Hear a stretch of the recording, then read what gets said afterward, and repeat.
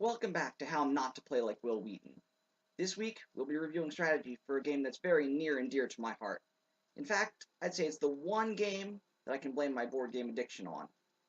That is Settlers of Catan.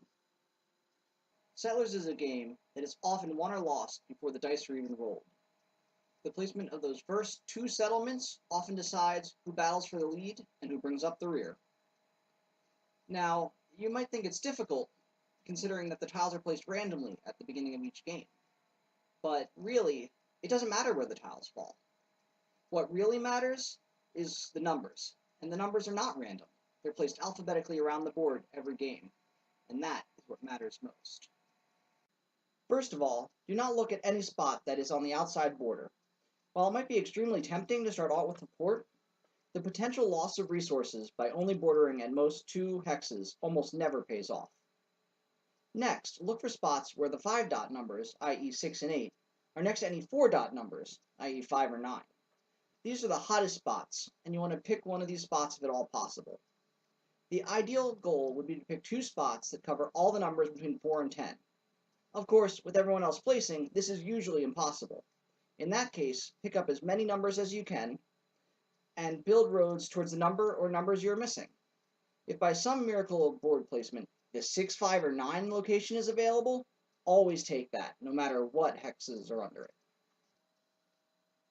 Now that the settlements have in place, look and see what tiles are available to you. There are 2 major strategies depending on what resources are readily available. If you find yourself with more lumber and brick, I recommend going the road and the settlement route. This means work on extending your road and using additional settlements to gather more resources. You want to make sure that you pick up the numbers that you don't currently have so that you're pretty much guaranteed resources no matter what number comes up. On the other hand, if you find yourself with more grain and ore, I recommend, very first thing, buying a development card. Now, at this stage of the game, there's probably about a 50% chance that that development card will be a soldier. And that's okay, because that's exactly what you want. A face-down soldier at this point in the game is likely to keep the robber off of you, and that is crucial for this strategy. If you're having your ore or grain shut down this early in the game is crippling. After you buy that development card, I recommend you upgrade one of your settlements to a city. One last piece of advice I have to give you is how to use the robber effectively. This little guy always causes the most strife in any Settlers game, because the targeted player almost always chooses to put it back on their attacker the next time they get to move it, even if it makes absolutely no sense to do so.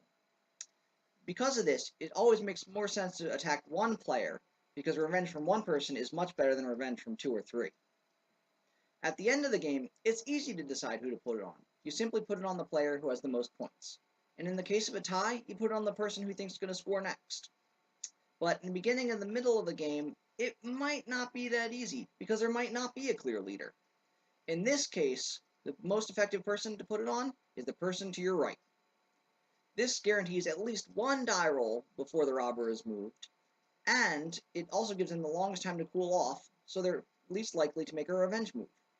Also, you might get lucky and someone else might roll 7 in between, and their movement will almost always protect you from a revenge move. Well, that's all for this episode and my favorite game. I want to hear how you guys got hooked on gaming. Please leave your stories in the comment section below. And I'll see you next time on How Not to Play Like Will Wheaton.